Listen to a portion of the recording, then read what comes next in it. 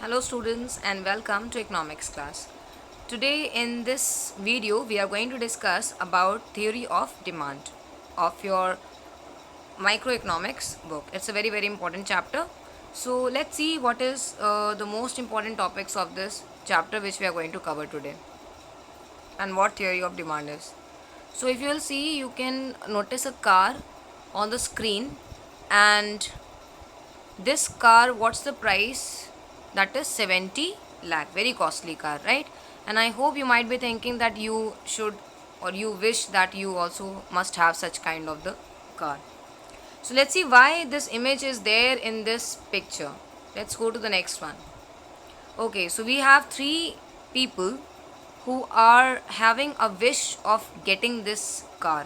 ठीक है, लेकिन अब ये जो कार है, ये तीनों ही इसके बारे में सोच रहे हैं कि इनके पास ये कार काश ये होती तो फिर ये लोग है ना अच्छी खासी ड्राइव पे जाते। तो जो फर्स्ट वन है, if you'll C A, this A is just only looking towards this car, and there is not such kind of very great expression on his face. He is just having a wish. सोच रहा है काश उसके पास एक ऐसी car होती। अगर आप बी को देखो तो इज स्माइलिंग, इट मीन्स उसके पास विश के साथ साथ पैसे भी हैं कि वो इस कार को ख़रीद सकता है। ठीक है, तो यही रीज़न है कि उसने अपनी पॉकेट में हाथ भी डाला हुआ है और साथ ही साथ वो एक फिंगर रेज कर रहा है विद अ बिग स्माइल कि हाँ मैं ये ख़रीदना चाहूँगा या मैं सोच रहा हूँ कि मेरे पास ऐसी कार होती। तो जो पहले वाला है और जो दूसरा वाला है, यानी कि ए और बी है, इन दोनों के बीच का डिफरेंस क्या है? ए सिर्फ सोच रहा है कि काश उसके पास एक कार होती, लेकिन ये ज़रूरी नहीं है कि उसके पास पैसे भी हों उस कार को ख़रीदने के लिए। वहीं अगर हम बी की बात करें तो उसके पास पैसे हैं और साथ ही साथ वो इच्छा भी है कि वो कार ख़रीदे।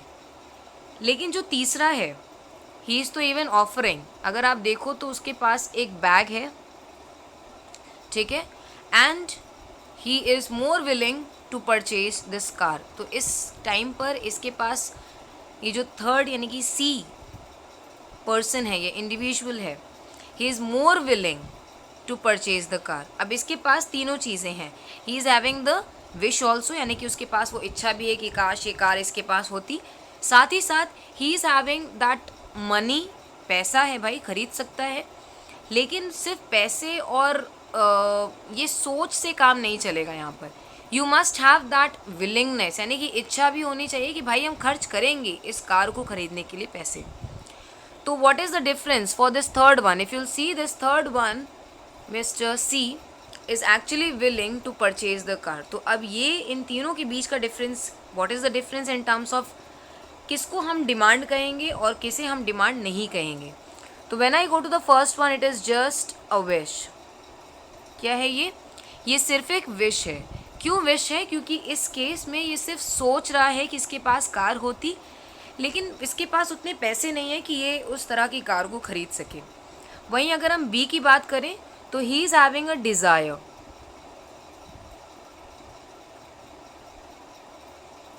ठीक है, इसका डिज़ायर क्यों है? द रीज़न इज़ कि इस केस में ही इज़ हैविंग, सिर्फ सोच नहीं रहा है कि मुझे कार ख़रीदनी है ना, इसके ख्वाब में नहीं चल रहा है, सपने में नहीं सोच रहा है भाई कि काश एक कार होती। ही इज़ हैविंग मनी, और उस कार को देख करके उसके अंदर वो इच्छा आ रही है कि मुझे कार लेनी चाहिए। लेकिन हो सकता है कि उसकी और भी कोई प्रायोरिटीज़ हों जिनके ऊपर वो खर्च करना चाहता है अपने पैसे को, instead of wasting the money in this car या investing the money in this car. Waste नहीं बोलूँगी। अब अगर हम तीसरे वाले की बात करें तो एक्चुअल में ये क्या है? ये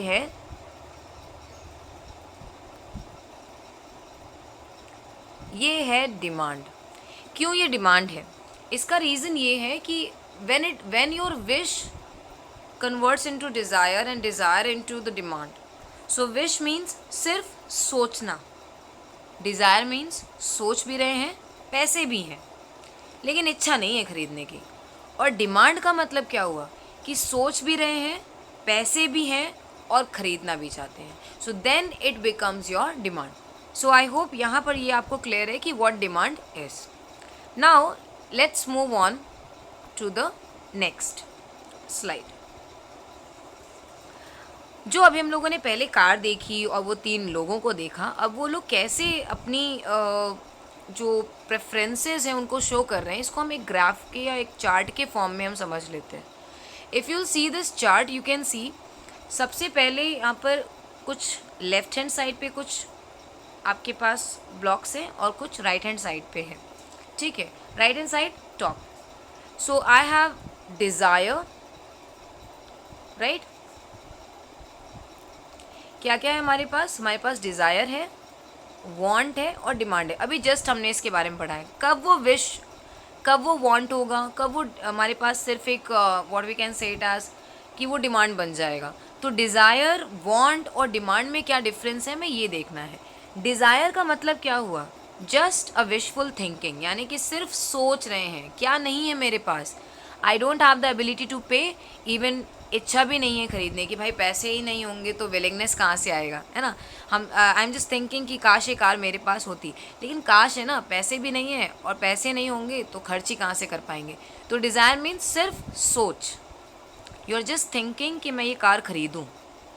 वांट, वांट का मतलब सोच भी रहे हैं, एबिलिटी टू पे भी है, यानी कि पैसे भी हैं कि हम इस कार को खरीदने की जो what we can say it is capability I have. And the last one is क्या नहीं है, शायद मेरे लिए ये कार प्रायोरिटी ना हो सकता है स्कूल की फीस मेरी प्रायोरिटी हो. So this is what the thing कि it depends on the priority. तो कभी कभी पैसे तो होते हैं लेकिन हम फिर भी उस चीज़ में इन्वेस्ट नहीं करना चाहते हैं. So this is something like that, that is called as want. अब ये डिज़ायर, वांट और वांट से डिमांड में कैसे कन्वर्ट होगा? तो when you have all the three things, wish भी है, एबिलिटी टू पे भी है और विलिंगनेस भी है कि हम उस पैसे को उसी चीज़ को खरीदने में ही खर्च करना चाहते हैं. So I hope it is clear to you. Now let's move on to the next.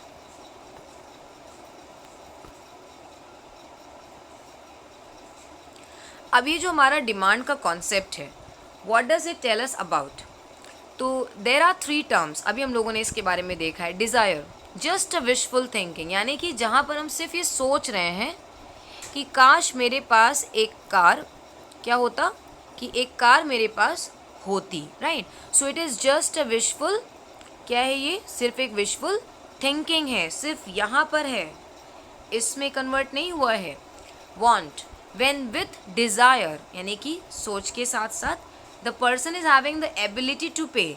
So it means जब आप सोच भी रहे हो और आपके पास पैसे भी हैं, आप खरीद सकते हो, then you call that it is not desire, it is want. Normally क्या होता है, लोग डिज़ायर, वांट और डिमांड को सबको एक ही समझते हैं, लेकिन ये सब तीनों ही क्या है, अलग अलग है. डिज़ायर क्या है? सिर्फ सोच रहे हैं कि काश मेरे पास ये होता, काश एक कार होती, काश एक बंगला होता, है ना, काश मेरे इतने अच्छे नंबर्स आ जाते. तो ये डिज़ायर है, सिर्फ आप सोच रहे हो.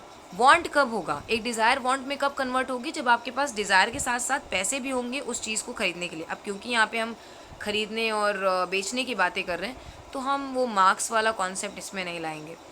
Then demand. अब वो डिमांड कैसे बनेगा? When you have price, right, यानी कि पैसे भी हैं. When you have the desire, सोच भी रहे हो और एक गिवन पीरियड ऑफ टाइम में उसको आप खर्च भी करना चाहते हो. और you can say it as want becomes desire when a person has willingness to buy it. तो एक वांट डिज़ायर या डिमांड में तब कन्वर्ट होती है जब आपके पास पैसे हों उस चीज़ को खरीदने के लिए, इच्छा भी हो कि आप खरीदना चाहते हो और उसी चीज़ में इन्वेस्ट करना चाहते हो eight a given point of time, at a given place and during a period of you can say it as the price as far as that topic that particular commodity is concerned. यानी कि जो भी चीज़ आप खरीदना चाहते हो उसको एक पर्टिकुलर टाइम पर आपकी खरीदने की इच्छा है, उसी समय पर उसी दाम पर आप उस चीज़ को खरीदना चाहते हो. तो अब एक क्वेश्चन है मेरा कि what was the price of the car. तो हमारी जो कार थी उसका जो प्राइस था वो कितना था? दैट वाज ₹70 लाख, है ना, वो प्राइस था उसका. तो उस पर्टिकुलर प्राइस पर एक पर्टिकुलर समय पर और उसी जगह पर ही जब आप किसी कमोडिटी को ख़रीदने के लिए पूरी तरह से रेडी होते हो कि आप इस कमोडिटी को ख़रीदने ही वाले हो और पैसे लगाने को भी तैयार हो और आपकी वो इच्छा भी है कि आप इसको खरीदो, तो then that is called as demand. So I hope this concept of demand is clear to everyone. Coming to the next slide. Meaning of demand. Demand है क्या? The term demand refers to the quantity of a good or a service that consumers are willing to buy at a particular price during a given period of time. Just अभी मैंने जो बोला, demand का क्या मतलब है? एक ऐसी क्वांटिटी, लाइक सपोज मैं मार्केट में जा रही हूँ, ठीक है, अब मेरे पास कुछ चंद पैसे होंगे, उन पैसों से मैंने कह सकते हैं कि अपनी मंथली, आपने अपने फादर को देखा होगा, मदर को भी देखा होगा कि वो लोग मंथली एक बजट प्रिपेयर करते हैं, and at that particular budget they use to, तो एज मैंने बोला कि जो डिमांड है, डिमांड का क्या मतलब है, एक पर्टिकुलर क्वांटिटी ना। तो जैसे कि अगर मैं मार्केट में गई हूँ तो हमने कुछ लिस्ट प्रिपेयर की होगी कि ये सामान लाना है, वो सामान लाना है ना। तो उसकी एक पर्टिकुलर क्वांटिटी होगी, कुछ मेजरमेंट होगा, like 1 kg of rice, 2 kg of wheat. तो ये जो चीज़ें हम खरीद कर लाएंगे उसका कुछ ना कुछ तो प्राइस होगा, फ्री ऑफ कॉस्ट तो हमें मार्केट में कुछ नहीं मिलने वाला है। तो एज अ कंज्यूमर अगर मैं वो 1 किलो चावल और 2 किलो जो वीट है अगर मैं लेने को तैयार हूँ, है ना, उसी पर्टिकुलर क्वांटिटी में, उसी पर्टिकुलर टाइम पर और उसी प्राइस पर, that is what, this is only demand. ठीक है, तो डिमांड कुछ नई चीज़ नहीं है, ये वही है जो हमारे इर्द गिर्द हमारे साथ होता है। ठीक है, यानी कि जब मार्केट में जाते हैं, हमें एक चॉकलेट खानी है ना, चॉकलेट का प्राइस है सपोज 50 रुपीज़ और मेरे पॉकेट में 100 रुपीज़ है, तो अगर मेरे पास और कोई खर्च नहीं है और मैं 50 रुपीज़ की वो चॉकलेट खरीद सकती हूँ at a particular time, at a particular place and at the given price, तो what it would be my demand, right. लेकिन अगर मेरे पास और भी शायद और खर्च है, मैं 50 रुपीज़ की चॉकलेट नहीं खरीद सकती हूँ, तो in that case although I have money, but फिर भी मैं चाहती भी हूँ कि मैं वो चॉकलेट खाऊं, बट पैसे नहीं खर्च करना चाहती क्योंकि मेरे पास और भी ज़रूरी काम है, मेरे को हो सकता है कि किसी और काम के लिए पैसे दिए गए हैं, तो then it will be just want, पैसे भी हैं, डिज़ायर है, बट मैं ख़रीद नहीं सकती। एंड देन डिज़ायर कब होगा, सिर्फ कि सोच रहे काश ये जो लड़की चॉकलेट खा रही है ना, वही चॉकलेट मेरे पास भी होती और मैं भी खा सकती, लेकिन पैसे नहीं है मेरे पास ख़रीदने के, तो then that is desire. Okay, so I hope it is clear.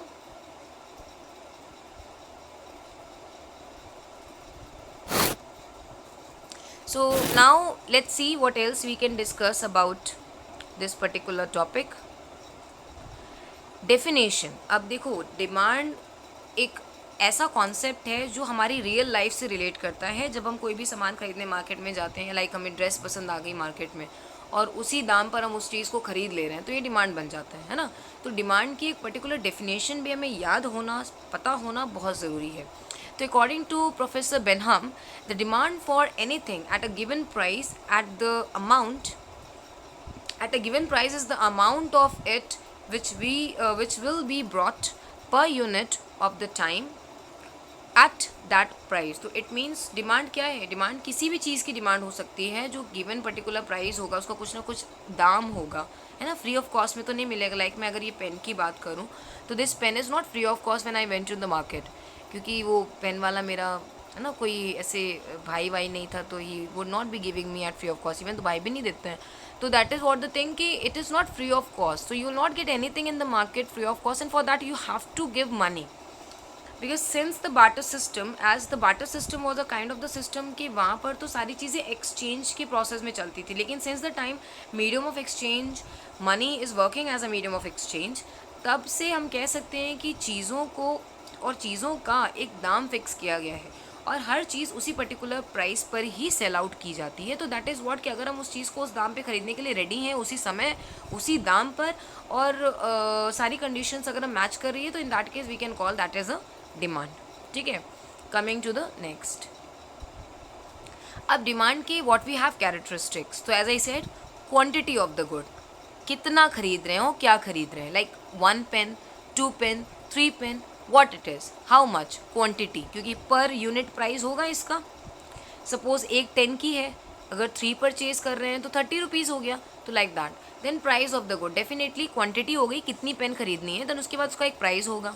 Willingness to bye, अब ये पेन तो पसंद है, क्वांटिटी भी डिसाइड कर ली कि 3 लेना चाहते हैं, लेकिन अब पैसे हैं या नहीं, विलिंगनेस है वो खर्च करने की या नहीं, that is the most important thing which is very important here.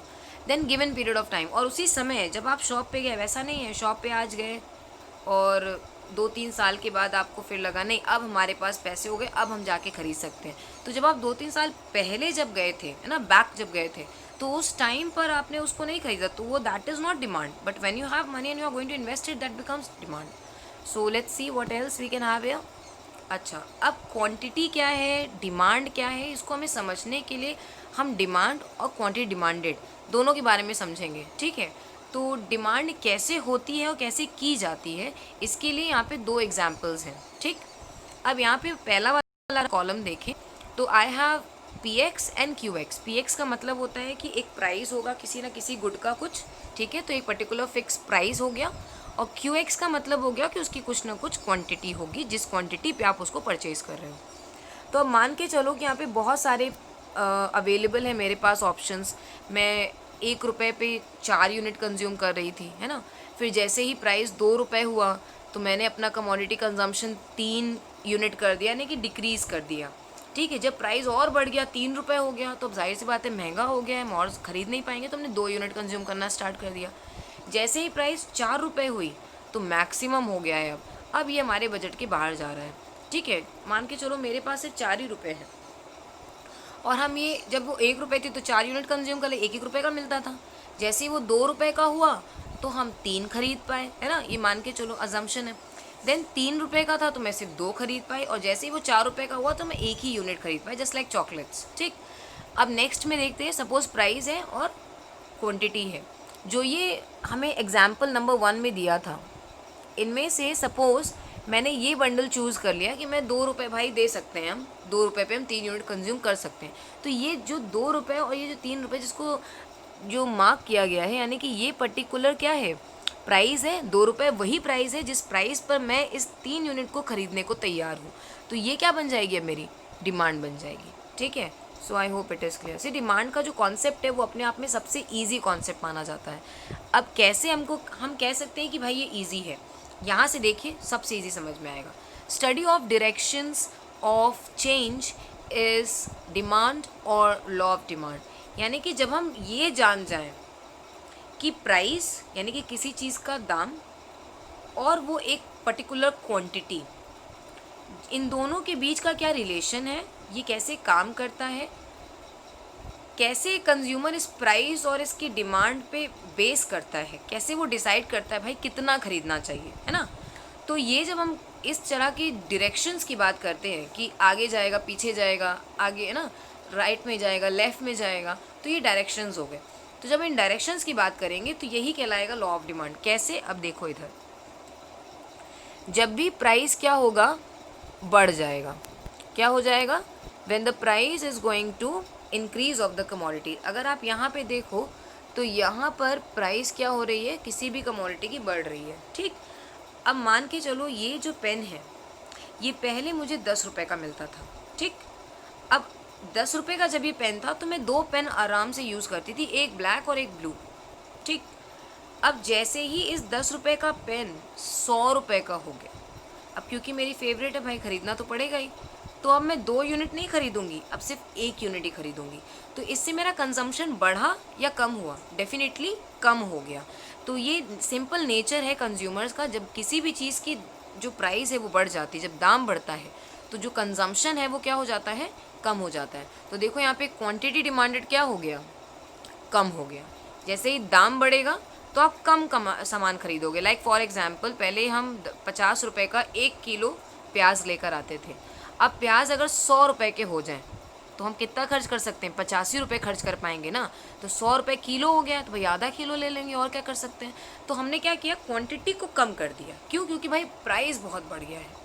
उसी का ऑपोजिट सिचुएशन क्या होगा कि जब आपकी कमोडिटी का जो प्राइस है वो कम हो जाए तो आप क्या करोगे, जाहिर सी बात है आप ज़्यादा खरीदोगे। अगर सपोज़ जो सिल्क की जो चॉकलेट अगर सपोज़ वो 200 की मार्केट में आती तो 1 रुपीज़ की मिलने लग जाए वो बड़ी वाली सिल्क की चॉकलेट, तो डेफिनेटली सारे लोग लाइन लगा लेंगे मार्केट में और सब कहेंगे भाई मुझे चॉकलेट चाहिए।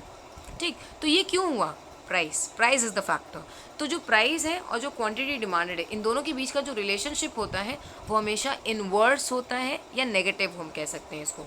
अब इनवर्स का मतलब क्या हुआ, सिंपली नेगेटिव रिलेशनशिप। नेगेटिव का क्या मतलब हुआ, और इजी समझ लो कि जब कोई एक चीज़ ऊपर जाएगी तो दूसरी चीज़ नीचे आएगी, यानी कि ऑपोजिट काम कर रहे हैं। इनवर्स कह लो या नेगेटिव कह लो, दोनों का मतलब यही है कि ऑपोजिट चलेंगे, हम साथ साथ नहीं चल सकते। अगर तुम आगे जाओगे तो हम पीछे जाएंगे, तुम पीछे जाओगे तो हम आगे जाएंगे, कुछ इस तरह का सिचुएशन है। तो प्राइस क्या कह रहा है, प्राइस कह रहा है हम तो भाई बढ़ेंगे, और क्वांटिटी क्या कह रही है, अगर प्राइस बढ़ेगा तो हम नीचे हो जाएंगे, यानी कि हम कम कमोडिटी को कंज्यूम करेंगे। और जब प्राइस कम हो जाएगा किसी भी चीज़ का तो हम उसको ज़्यादा से ज़्यादा कंज्यूम करने लग जाएंगे, simple, right. So I hope it is clear. Now कितने तरह की डिमांड्स होती हैं, वैसे तो डिमांड 3 बेसिक मानी जाती है और उसके अलावा भी बहुत सारी हैं। तो हम लोग पहले देखते हैं कि क्या क्या डिमांड्स हैं हमारे पास। तो पहला है प्राइस डिमांड, यानी कि मार्केट में जितनी भी कमोडिटीज़ अवेलेबल हैं, जितने भी गुड्स हैं, सर्विसेज मार्केट में अवेलेबल हैं, सब अलग अलग प्राइस पर अवेलेबल होते हैं। सबका प्राइस का सेम होता है? नहीं, सबका प्राइस अलग अलग है और अलग अलग प्राइस पर लोग उसको खरीदने को तैयार होते हैं। तो that is called as price demand. Income demand, अब ये इनकम डिमांड क्या है?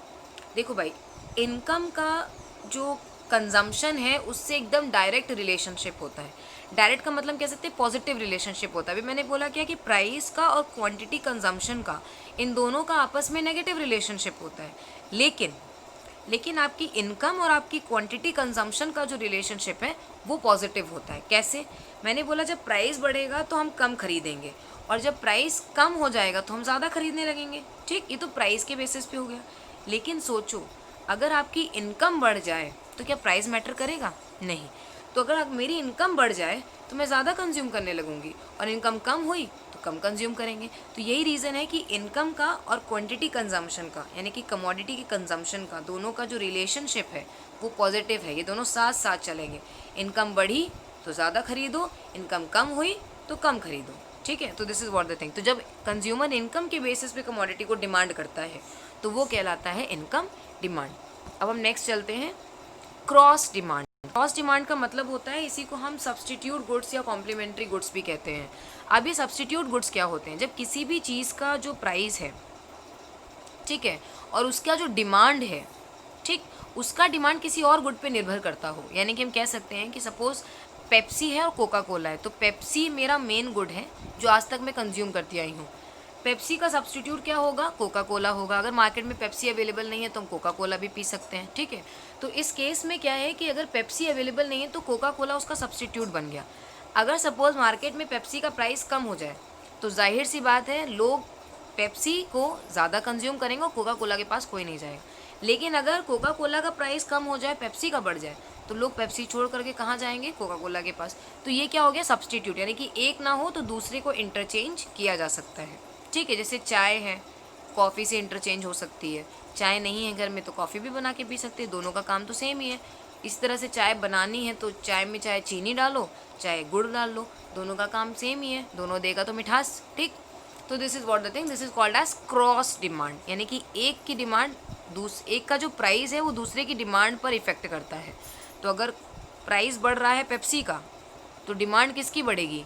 कोका कोला की बढ़ेगी, क्योंकि इसकी जो प्राइस बढ़ी हुई थी उसको तो कोई खरीदेगा नहीं, तो लोग क्या खरीदेंगे? कोका कोला को खरीदेंगे। फिर क्या है हमारे पास? Derived demand.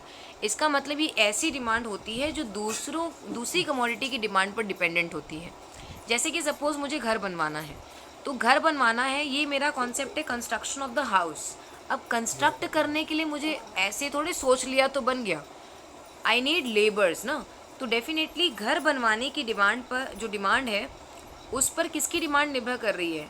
लेबर्स की। तो लेबर्स की डिमांड किस पे डिपेंडेंट है? घर बनवाने की डिमांड। अगर लोग घर बनवाना छोड़ देंगे तो लेबर्स को कोई नहीं पूछेगा। ठीक, तो this is called as derived demand. Direct demand, यानी कि जब किसी कमोडिटी की हमें ज़रूरत है, किसी चीज़ को कंज्यूम करना है, मुझे भूख लगी, मैगी खानी है, तो दिस इज डायरेक्ट डिमांड। तुरंत हमने डिमांड की और कंज्यूम कर लिया, that is called as direct demand which gives the direct satisfaction of the want. यानी कि जो भी चीज़ की ज़रूरत है उस टाइम पर, उस चीज़ को हमने डिमांड की, उसको कंज्यूम किया और डायरेक्ट सेटिस्फैक्शन हमें उस चीज़ से मिल गया। ठीक है, अब नेक्स्ट क्या है हमारे पास? Let's see, joint demand.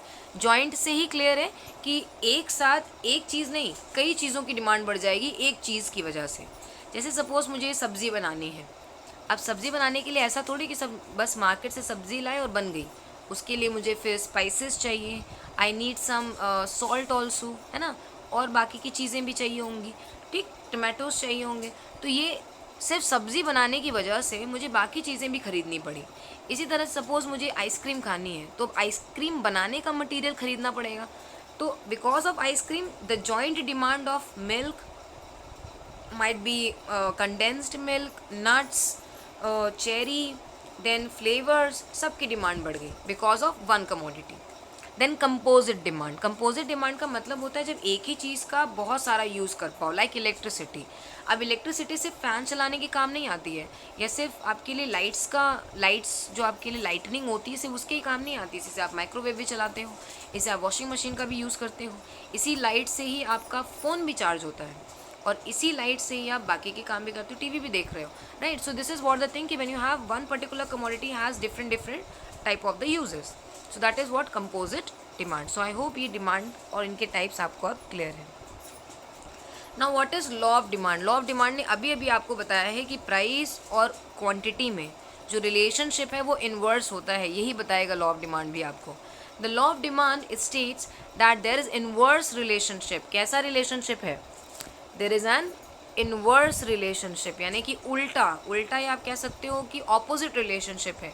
किसके बीच में? प्राइस के बीच में और कमोडिटी के कंजम्पशन के बीच में, यानी कि जितनी क्वांटिटी को आप डिमांड कर रहे हो और जो प्राइस है उसका, उसके बेसिस पे ही तो डिमांड करो कि अगर सस्ता है भाई तो ज़्यादा खरीद लेंगे, महंगा है तो कम कंज्यूम करेंगे। When other things being constant, अब अदर थिंग्स क्या है उसके लिए हमें आगे चलना होगा, तब हमें समझ में आएगा क्या सिर्फ डिमांड को प्राइस ही अफेक्ट करती है, बाकी कोई फैक्टर्स नहीं होते जिसकी वजह से डिमांड बढ़ती है या घटती है। अभी हमें ये भी जानना है। सो let's see that. So according to Marshall, law of demand states that quantity demanded increase with the fall in price.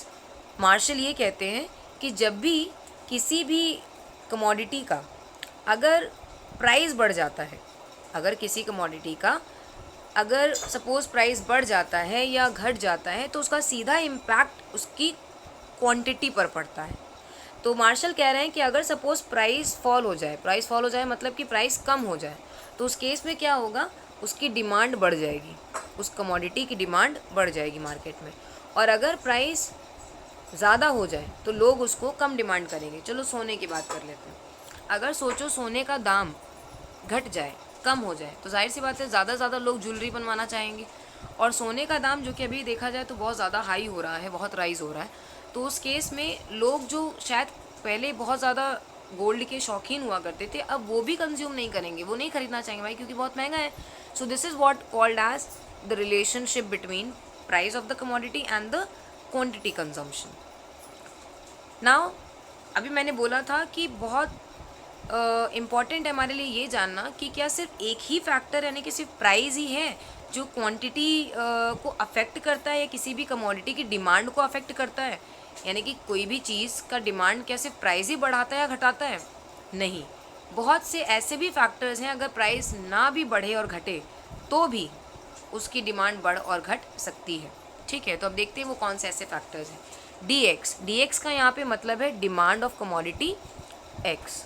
अब यहाँ पे फैक्टर्स क्या है हमारे पास, देखो ये फैक्टर्स हैं। फैक्टर्स हमारे पास एफ डिनोट करता है फैक्टर्स को। पहला है पी एक्स, जिसके बारे में भी हम लोग बात कर रहे थे, यानी कि प्राइस बढ़ा तो डिमांड कम हो जाएगी और प्राइस घटा तो डिमांड ज़्यादा हो जाएगी। इसके बारे में तो हम जान चुके हैं। बाकी के कौन से फैक्टर्स हैं जो अफेक्ट करते हैं किसी भी कमोडिटी के डिमांड को? Let's see that. So we have P R मतलब वही सब्सटीट्यूट गुड्स का प्राइस या फिर कॉम्प्लीमेंट्री गुड्स। अब सब्सटीट्यूट क्या है? जिनको आसानी से बदला जा सके, एक ना हो तो दूसरे को रिप्लेस कर लें, जैसे कि जुड़वा बच्चे है ना, तो अगर एक ना हो तो दूसरे को खड़ा कर सकते हैं ना, रिप्लेस किया जा सकता है आसानी से, तो वही हो गया आपका सब्सटीट्यूट। और कॉम्प्लीमेंट्री क्या हुआ कि ये जो पेन है इसका ये एक प्लास्टिक कवर हो गया और इसके अंदर डलने वाली वो रिफ़िल हो गई। अगर रिफ़िल नहीं हुई तो क्या इस पेन का कोई यूज़ है? बिल्कुल भी नहीं है। तो this is what called as complementary, कि दोनों का होना बहुत ज़रूरी है। तो अगर सपोज़ सब्सटीट्यूट गुड्स यानी कि जो हमारा पी एक्स यानी कि जो मेन गुड है, जैसे मैंने आपको एग्जांपल दिया था टी और कॉफ़ी का, तो मान लो टी मेरा मेन गुड है और कॉफ़ी उसका सब्सटीट्यूट है, तो अब देखो सब्सटीट्यूट गुड्स कैसे अफेक्ट करेगा डिमांड टी की। अगर सब्सटीट्यूट गुड्स का प्राइस कम हो जाए, ठीक है, सब्सटीट्यूट गुड्स का प्राइस कम हो जाए, तो जाहिर सी बात है कि जो डिमांड है वो उस सब्सटीट्यूट गुड्स की ज़्यादा हो जाएगी, तो लोग इसको क्या खरीदेंगे? मेन गुड को, यानी कि क्या कोई चाय को ख़रीदना चाहेगा? नहीं। क्यों? क्योंकि भाई कॉफ़ी का दाम कम हो गया है। So this is what the thing कि सब्सटीट्यूट गुड्स का प्राइस भी कमोडिटी के दाम को बढ़ा और घटा सकता है, या हम कह सकते हैं कि उसकी डिमांड को बढ़ा और घटा सकता है, जो मोस्ट इंपॉर्टेंट। इसी तरह कॉम्प्लीमेंट्री का देखते हैं। अगर सोचो पेट्रोल के प्राइस बढ़ने लग जाएँ तो डेफिनेटली लोग कम ख़रीदना स्टार्ट कर देंगे कार को या बाइक्स को या स्कूटीज़ को। लेकिन अगर वही पेट्रोल की प्राइस कम हो जाए तो इससे क्या इम्पैक्ट पड़ेगा कॉम्प्लीमेंट्री गुड पे, कि लोग बाकी चीज़ें ज़्यादा खरीदने लग जाएंगे, तो डिमांड इससे भी बढ़ घट रही है। फिर क्या है और क्या इंक्रीज़ करता है, डिमांड को बढ़ाता और घटाता है, दैट इज़ इनकम। वाई क्या डिनोट करता है यहाँ पे, वाई डिनोट करता है यहाँ पर इनकम को। तो अगर मेरी इनकम बढ़ रही है तो भी, अगर सपोज़ 10 रुपये किलो का ही चावल मिल रहा था तब भी, और 10 ही रुपये किलो का आज भी मिल रहा है, लेकिन फिर भी कल मेरी डिमांड सिर्फ 10 यूनिट की थी और आज 20 यूनिट की है। क्यों? क्योंकि तब मेरी इनकम शायद 100 रुपये थी और आज मेरी इनकम 200 रुपये है। तो this is what the reason कि डिमांड किस वजह से बढ़ा, पैसे की वजह से नहीं, आपकी इनकम की वजह से बढ़ा। अगर आपकी इनकम बढ़ रही है तो आप ज़्यादा कंज्यूम करोगे, इनकम कम हो रही है तो आप कम कंज्यूम करोगे। फिर क्या है टीएनपी, टीएनपी डिनोट करता है taste and preference of a consumer. अगर हम उस ज़माने की बात करें जहाँ पर ब्लैक एंड वाइट टीवी चला करते थे, और आज के टाइम में बात करें जहाँ पर कलर टीवीज़ चलते हैं, अगर मैं आपसे कहूँ कि आप सभी लोग कलर टीवी निकाल कर बाहर फेंक दो और वही ब्लैक एंड वाइट टीवी ले आओ अपने घर में, तो क्या कोई लाना चाहेगा? नहीं, क्योंकि अब आपका वो टेस्ट नहीं है, अब आप नहीं चाहते वो ब्लैक एंड वाइट टीवीज़ को यूज़ करना। तो टेस्ट एंड प्रेफरेंस की वजह से, क्योंकि लोग पसंद और नापसंद की वजह से भी चीज़ों के का जो डिमांड है वो बढ़ता और घटता है। लाइक ओल्ड फैशन क्लोथ्स, अब लोग उसको नहीं पसंद करते हैं तो इसलिए उनकी डिमांड नहीं है मार्केट में, लेकिन अभी कुछ नया आ जाए उसमें मॉडिफाई करके तो लोग उसकी डिमांड बढ़ने लग जाएगी। तो it depends on taste and preference, likes and dislike. फिर क्या है हमारे पास ई, अगर ये एक्सपेक्टेशन, ई किसको दिखाता है, एक्सपेक्टेशन को दिखाता है कि फ्यूचर में किसी भी कमोडिटी की जो अवेलेबिलिटी है वो ज़्यादा होगी या कम होगी। अगर मान के चलो कि जो राइस है जिसको हम कंज्यूम कर रहे हैं आज, ये एक्सपेक्टेशन लगाई जा रही है कि फ्यूचर में राइस की कमी होगी, तो जाहिर सी बात है हम अभी ही उसको स्टोर करना चालू कर देंगे, ज़्यादा ख़रीद लेंगे, ठीक। और अगर ये मानकर चलो कि फ्यूचर में राइस की अवेलेबिलिटी और ज़्यादा होने वाली है और हो सकता है उसकी वजह से उसके दाम भी सस्ते हो जाएंगे, तो जाहिर सी बात है आप इस केस में अभी कम कंज्यूम करो, क्योंकि आपको आशा है कि तब प्राइस भी कम होगा, और क्योंकि राइस ज़्यादा होगा तो जाहिर सी बात है दाम कम हो जाएगा, तो हम उस समय ज़्यादा कंज्यूम कर लेंगे। तो this is what the thing कि सिर्फ अगर प्राइस ना भी हो तो भी इतने सारे फैक्टर्स हैं जो एक कमोडिटी के दाम को बढ़ाते और घटाते हैं, या एक कमोडिटी की डिमांड को बढ़ा और घटा सकते हैं। तो लॉ ऑफ डिमांड क्या कहता है कि इस लॉ ऑफ डिमांड को एप्लीकेबल करने के लिए आपको सिर्फ एक ही पॉइंट ऑफ व्यू से स्टडी करना है फ़िलहाल, दैट इज़ कि प्राइस बढ़ा तो डिमांड घटी और प्राइस घटा तो डिमांड बढ़ी। और बाकी के फैक्टर्स पे अगर आप देखो तो यहाँ बार लगा हुआ है, विच शोज़ कि ये सारे फैक्टर्स क्या माने जाएंगे, कांस्टेंट माने जाएंगे, जबकि प्रैक्टिकल लाइफ में इन सारे फैक्टर्स को कांस्टेंट करना इज़ इम्पॉसिबल। क्या मेरी टेस्ट में चेंज नहीं होगा? डेफिनेटली चेंज होगा।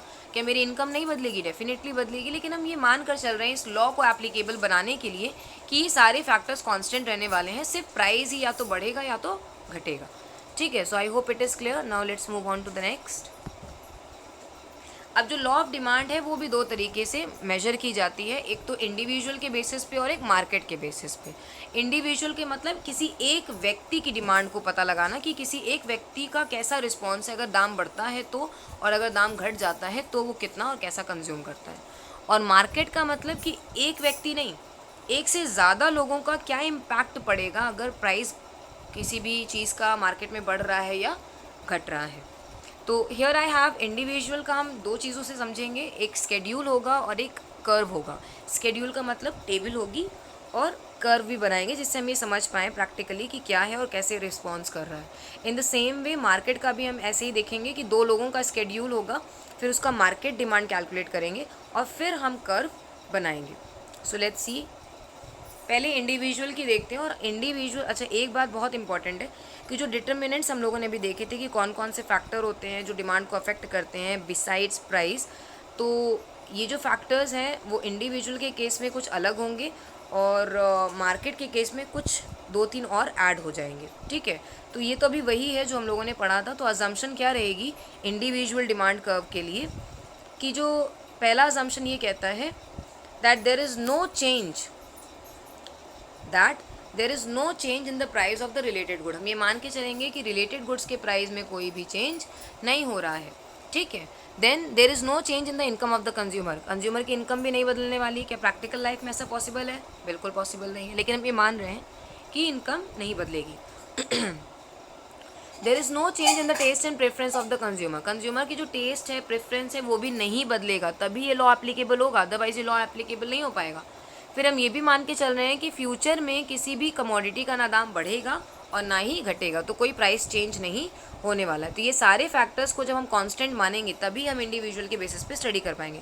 तो इसमें मूव क्या करेगा, if you will see P X के ऊपर कोई भी बार नहीं लगा है, तो इट मीन्स कि जो पी एक्स है यानी कि जो प्राइस है उसके बेसिस पे हम लोग बात करेंगे, ना ही पी आर, ना ही इनकम, ना ही टेस्ट एंड प्रेफरेंस, और ना ही एक्सपेक्टेशन के बेसिस पे हम इंडिविजुअल डिमांड कर्व में कंसर्न करेंगे इसको।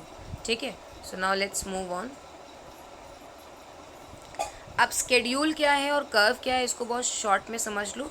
स्केड्यूल का मतलब होता है जब टेबल के फॉर्म में हम नेगेटिव रिलेशनशिप को बताते हैं, जब हम टेबल के फॉर्म में नेगेटिव रिलेशनशिप को बताते हैं। नेगेटिव रिलेशनशिप का मतलब क्या हुआ कि एक बढ़ रहा है तो दूसरा क्या हो रहा है, घट रहा है, और एक घट रहा है तो दूसरा क्या हो रहा है, बढ़ रहा है। तो यानी कि प्राइस की और क्वांटिटी का जब नेगेटिव रिलेशनशिप हम लोग टेबल के फॉर्म में बताएंगे और उसमें कुछ क्वांटिटेटिव नंबर के फॉर्म में डेटा होंगे तो वो स्केड्यूल होगा।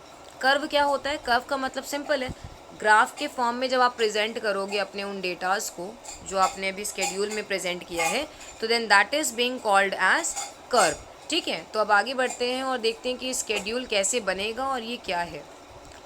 तो या now you can see the schedule as well as the curve too. तो अगर हम स्केड्यूल को स्टडी करें, हमने बोला था ना कि नेगेटिव रिलेशनशिप को बताएंगे, तो नेगेटिव रिलेशनशिप देखो क्या है कि प्राइस, देखो यहाँ पे क्या हो रहा है, राइज हो रहा है, प्राइस इज राइजिंग। कैसे, 10 से 20 हो गया, 20 से 30 हो गया, 30 to 40 एंड 40 to 50, तो प्राइस इज कंटिन्यूसली राइजिंग। तो क्वांटिटी को कैसे बिहेव करना चाहिए, डेफिनेटली क्वांटिटी कम होनी चाहिए। हमने अभी भी पढ़ा है inverse relationship between the price and the quantity consumption. तो देखो क्या हुआ, पहले जब 10 रुपये का प्राइस था तो 5 यूनिट कंज्यूम हो रही थी, 20 रुपये हुए तो 4 यूनिट कंज्यूम हो रही है, 30 रुपये हो गए तो 3 ही यूनिट कंज्यूम हो रही है, 40 रुपीज़ होने पर 2 यूनिट्स कंज्यूम हो रही है, एंड 50 होने पर ओनली 1 यूनिट का कंजम्पशन हो रहा है। ठीक है, तो अब ग्राफ कैसे प्लॉट किया गया है ये आप देखिए। तो this is your Y axis and this is the X axis. X axis पे हमने क्या शो किया है, क्वांटिटी ऑफ द कमोडिटी, यानी कि क्वांटिटी कंजम्पशन को हम एक्स पे शो कर रहे हैं और वाई पे हम प्राइस को शो कर रहे हैं। तो हमारे पास एक्स मिनिमम नंबर क्या है क्वांटिटी का 1 और मैक्सिमम क्या है हमारे पास 5। तो देखो 1 to 5 का यहाँ पे ड्रॉ किया गया है। ठीक, और अगर हम प्राइस की बात करें तो 10 to 50 है, तो 10 and 50 को मार्क किया गया है। तो अब हम सिर्फ हाईएस्ट और लोवेस्ट का मार्क कर ले रहे हैं, बाकी ऐसे ही मार्क होंगे, ऐसा नहीं कि सिर्फ 2 ही मार्क करने हैं, आपको सारे मार्क करने होंगे। तो then you can see here कि जब 10 रुपये प्राइस था, देखो मैं कितना ज़्यादा कंज्यूम कर पा रही थी, ये इतनी एरिया हम आराम से कंज्यूम कर पा रहे थे पूरा।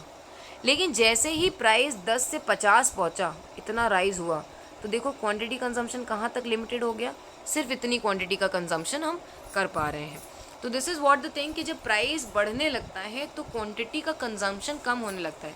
तो इसी तरह से आपके बाकी के ग्राफ भी बन जाएंगे कुछ इस तरह से, and then it will give you a straight downward sloping curve. ठीक है, डिमांड कर्व कैसा होता है, डाउनवर्ड स्लोपिंग कर्व होता है। ये नेगेटिवली इसलिए स्लोप करता है क्योंकि एक चीज़ बढ़ती है और दूसरी चीज़ घटने लगती है। So due to this that is the shape of the demand curve. Coming to the next, अब मार्केट डिमांड क्या है वो भी देख लेते हैं। मैंने बोला था कि मार्केट डिमांड में जो फैक्टर्स होते हैं वो इंडिविजुअल से 2-3 एक्स्ट्रा होते हैं। तो let's see what are those. First जो हमारे पास है that is the D X. D X का क्या मतलब होता है, D X means the demand of commodity X. Factors क्या हैं जो अफेक्ट करने वाले हैं, पी एस जो एक्स है उससे तो हम लोग बहुत ज़्यादा फेमिलियर है, this is the P X. और जो पी आर है, वाई है, टी एन पी है, E N Y D N S, ये सारे ही क्या होने वाले हैं, कांस्टेंट होने वाले in order to study this law of demand. ठीक है, तो पी आर क्या है, वही रिलेटेड गुड्स का प्राइस। तो अब ये मान के चलेंगे कि रिलेटेड गुड्स के प्राइस में कोई भी चेंज नहीं होने वाला है, पहला अजम्पशन। दूसरा अजम्पशन है कि वाई यानी कि income of the consumer will not change, so no change in the income of the consumer. Third T N P, it means no change in the taste and preference of the consumer, यानी consumer की जो test है, जो preference है वो constant रहने वाली, उसमें कोई बदलाव नहीं होगा। E, E means no change in the expectation of the price rise in the future, यानी कि फ्यूचर में प्राइस में कोई भी चेंज नहीं होने वाला है।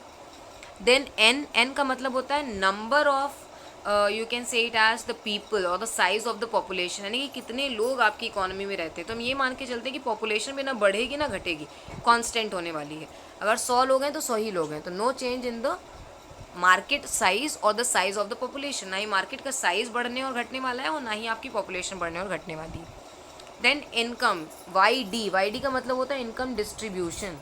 सो distribution of income is also going to be same, यानी कि सबको लगभग मान के चलते हैं कि बराबर की इनकम मिल रही होगी। और लास्ट अजम्पशन क्या है इसका, that no change in the season and the climate. हम ये मान के चल रहे हैं कि सीजन और क्लाइमेट में भी कोई चेंज नहीं होगा। पूछो सीजन और क्लाइमेट कैसे अफेक्ट करता है डिमांड को। अब सोचो, अगर सडनली बारिश का मौसम आ जाए तो किस चीज़ की डिमांड बढ़ जाएगी? डेफिनेटली अम्ब्रेला की डिमांड ज़्यादा होने लग जाएगी। और अगर बहुत तेज़ धूप है तो भी अम्ब्रेला की डिमांड बहुत बढ़ जाएगी। अगर सडनली बहुत ठंड आ जाए तो क्या लोग अम्ब्रेला खरीदेंगे? नहीं। तब किसकी डिमांड बढ़ जाएगी? तब वुलन क्लोथ्स की डिमांड बढ़ जाएगी। तो demand also rises and goes down because of the season and the climate to.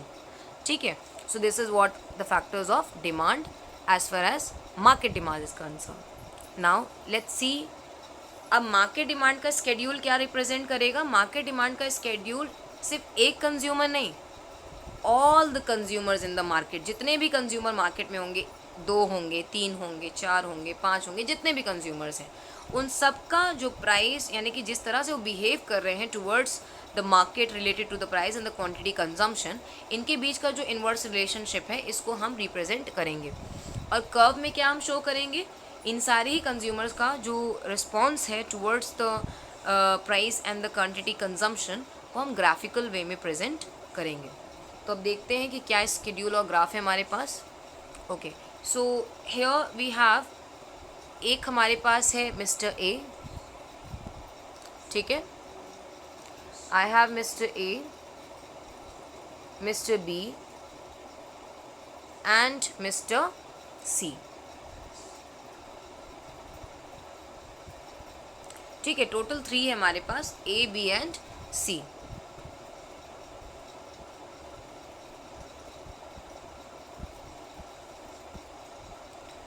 If I talk about price, तो देखो प्राइस चाहे वो ए के लिए हो, बी के लिए हो, सी के लिए हो, यानी कि आपके लिए हो, मेरे लिए हो, किसी और के लिए हो, प्राइस तो कमोडिटी का सेम ही रहेगा ना, प्राइस तो नहीं बदलने वाला। हाँ, हम अपनी इनकम के अकॉर्डिंग, अपनी बाकी चीज़ों के फैक्टर्स की वजह से और जितनी हमारी कैपेसिटी होगी कंज्यूम करने की, उसके बेसिस पे बस हम डिमांड अपने अकॉर्डिंग करेंगे। कुछ लोग 4 यूनिट खरीदेंगे, कुछ लोग 2 यूनिट खरीदेंगे, कुछ 1 ही यूनिट खरीद लेंगे। तो इट इज़ लाइक दैट। तो price, if you will C, price का हमारे पास सिर्फ एक ही कॉलम है, ठीक। तो प्राइस कमोडिटी की सेम होने वाली है। अब प्राइस देखो यहाँ पे इंक्रीज हो रहा है या डिक्रीज, तो डेफिनेटली प्राइस इज इंक्रीजिंग। तो इसका मतलब ये तीनों कंज्यूमर्स किस तरह से बिहेव करेंगे according to the law of demand, कि when price increases then the quantity consumption should go down. तो देखो क्या इन सबकी डिमांड, क्वांटिटी की जो डिमांड है वो इंक्रीज हो रही है या डिक्रीज हो रही है? तो इफ यूल सी, ए के केस में it is 8 to 6, 6 to 4, then 4 to 2, क्या हो गया है? डाउनफॉल है। देन बी के केस में भी क्या हो रहा है? 10 to 8, 8 to 6, 6 to 4, ये भी क्या हो रहा है? डिक्रीज हो रही है। सी के केस में भी क्या हो रहा है? देखो यहाँ पे भी क्या हो रहा है? डिक्रीज हो रहा है, क्योंकि 12 से 10, 10 से 8, 8 से 6 और 6 से 4 हो गए।